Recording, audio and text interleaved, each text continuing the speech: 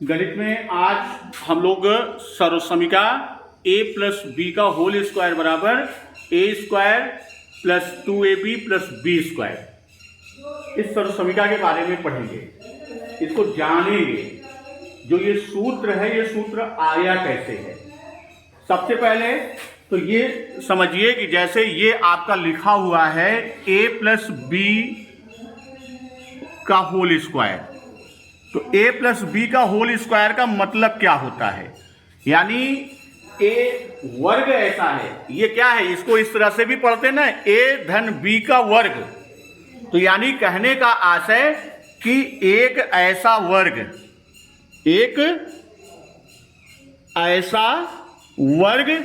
जिसकी एक भुजा a प्लस बी है, जिसकी क्या है, एक भुजा। मान लीजिए ये भुजा a है, ये b है, तो पूरी भुजा क्या हो जाएगी, पूरी भुजा a प्लस बी। उसी तरह इधर हम देखेंगे तो इधर की पूरी भुजा क्या है, a प्लस बी। तो इसका आशय क्या हुआ कि एक वर्ग ऐसा जिसकी एक भुजा का मान a प्लस बी है। अब इसके दाहिनी तरफ जो लिखा हुआ है कि a square plus 2ab plus B square, ये कैसे मिलता है, हम लोग पहले इसको समझेंगे। इसको कई तरीके से यहां हम समझते हैं। सबसे पहले तो हम ये भी जानते हैं कि अगर a प्लस बी का वर्ग, जैसे आप कहते हैं ना कि दो का वर्ग का मतलब क्या हुआ, दो का दो बार गुणा, यानी दो गुणे दो। तो इसी तरह a प्लस बी के वर्ग को हम लिख सकते हैं a प्लस बी गुणे a प्लस बी। एक हम ये लिख सकते हैं कि a प्लस बी गुणे a प्लस बी। अब हम a प्लस बी और a प्लस बी का गुणा कर देते हैं, अभी पिछले पार्ट में पढ़ा था। तो इसका गुणा हम करेंगे तो क्या आएगा, जैसे a प्लस बी में a प्लस बी से हम गुणा करते हैं, तो पहले क्या करेंगे, a से गुणा a और b दोनों में करेंगे। तो a से गुणा करेंगे तो क्या होगा, a का गुणा a स्क्वायर, फिर b से गुणा करेंगे तो ये क्या हो जाएगा, ab। अब b से गुणा करिए तो b से a में गुणा करेंगे तो क्या हो जाएगा, प्लस ab। इसका मान क्या आएगा, ab, और b से b में गुणा करेंगे तो b स्क्वायर। अब इसको आप जोड़ दीजिए, जैसे गुणा करने में आप जोड़ते हैं। तो अब यहां क्या आया, एक स्क्वायर के नीचे कुछ नहीं, तो a स्क्वायर ab धन ab, ये क्या हो गया, 2ab और धन b स्क्वायर। तो ये मान वही आया ना जो यहां सूत्र में ऊपर सर्वसमीका के लिखा हुआ है कि a square plus 2ab plus B square, वही मान। तो एक तो तरीका ये आपने जाना कि जैसे a प्लस बी का वर्ग है, तो a प्लस बी के वर्ग को हम a धन बी गुणे a धन बी लिख सकते हैं। इससे हल किया। अब इसको जरा सा ज्यामितीय रूप में समझें। जैसे ये हमने अभी वर्ग बताया था कि ये एक वर्ग है जिसकी भुजा एक a धन बी, यानी सारी भुजाएं a धन बी। वर्ग की सारी भुजाएं क्या होती हैं, बराबर होती हैं। अब यहां पर a धन b, यानी ये a भुजा है, ये b है, तो ये भुजा भी क्या हो गई, b, और ये भुजा a, ये भुजा b, ये a और ये a, यही तो हुआ, और ये b और ये a। तो अब यहां पर हम देखते हैं जैसे कि ये एक आयत बना, एक आयत ये बना, और ये एक a भुजा का वर्ग बना, और एक ये b भुजा का वर्ग बना। तो हमारे पास चार क्षेत्र मिले, इसमें कितने मिले, चार क्षेत्र मिले। चार क्षेत्रों का नामकरण कर दें, एक, ये दो, ये तीन, ये चार, चारों क्षेत्र मिल गए। अब चारों क्षेत्र का क्षेत्रफल निकाल लो। तो पहले क्षेत्र का क्षेत्रफल क्या हो जाएगा, भुजा का वर्ग है, क्योंकि ये वर्ग है तो भुजा का वर्ग, तो इसका मान क्या हो गया, a स्क्वायर। भाई पहला क्षेत्र जो है इसकी भुजाएं क्या हैं, a है और वर्ग है।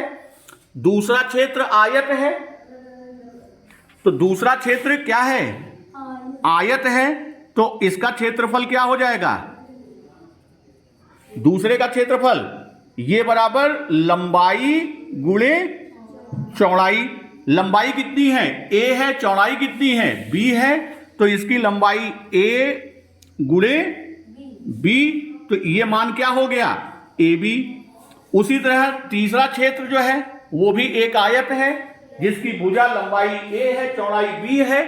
तो तीसरे क्षेत्र का क्षेत्रफल क्या हो जाएगा? तीसरे का क्षेत्रफल वो भी वही आयत है, तो इसका क्षेत्रफल भी क्या हो गया? AB। और चौथा क्षेत्र कौन सा है? चौथा क्षेत्र वर्ग है जिसकी भुजा कितनी है? B है। चौथे क्षेत्र की भुजा कितनी है? B है। तो यहां पर आप लिखेंगे कि चौथे क्षेत्र का क्षेत्रफल, चौथे क्षेत्र का b का वर्ग। अब पूरा वर्ग a धन b का है। भाई बायां पक्ष जो कहता है, बायां पक्ष ये कहता है ना a धन b का वर्ग, तो a धन b का वर्ग का मतलब कि ये पूरा वर्ग, ये पूरा वर्ग। अब इसके बराबर हम इसके टुकड़ों को, भाई जैसे कोई हमारे पास टुकड़ा है, हम उस टुकड़े को पूरे को कई टुकड़ों में बांट दें और फिर सबको एक साथ कर दें तो मान तो बराबर ही होगा। जैसे 100 रुपए है हमारे पास, कितना है? 100 रुपए। हम 4 लोगों को, 2 लोगों को 20-20 दे दिया और 2 लोगों को 30-30 दे दिया, तो होगा क्या? अगर हम कह दें कि चारों लोगों का पैसा इकट्ठा कर लो तो पुनः वही 100 रुपए तो हो गया। भाई 20-20 40, 30 70, 30 100।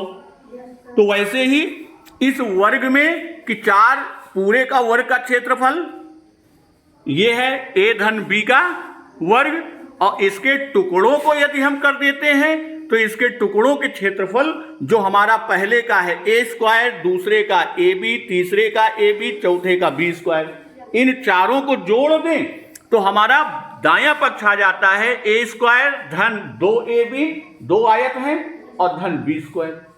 ये चारों का मान आ गया। अब इसी को एक और चित्र के माध्यम से आपको दिखाते हैं। ये तो डायग्राम थे। अब जैसे यह एक पेपर है, ये पेपर है। अब इसमें देखिए 4 खंड बने हुए हैं जो हमने यहां देखा था, किसमें? चित्र में। वही चीज यहां पर है। ये 4 टुकड़े हैं, एक टुकड़ा, 2, 3 और 4। तो अब एक पूरा तो एक वर्ग है और एक भुजा a है, दूसरी b है, मतलब एक भुजा 2 भाग में बटी है ab, तो यानी पूरे का मान भुजा का क्या हो गया? a धन b। उसी तरह इधर भुजा a धन b, नीचे a धन b और इधर a धन b। तो यहां अब 4 टुकड़े हैं, तो पहले क्षेत्र का क्षेत्रफल आपने निकाला था a स्क्वायर, दूसरे का ab, तीसरे का ab, तो ab मिलके 2ab हो गया, और चौथा क्षेत्र हमारा क्या है? b square. तो इस तरह ये सरसमिका जो आपका है कि a धन b, ये तो हमारा क्या हो गया? ये हमारा सूत्र हो गया, a धन b का होल स्क्वायर बराबर a स्क्वायर धन 2ab धन b स्क्वायर। अब हम लोग इसी पर आधारित हमारा अभ्यास का प्रश्न होगा।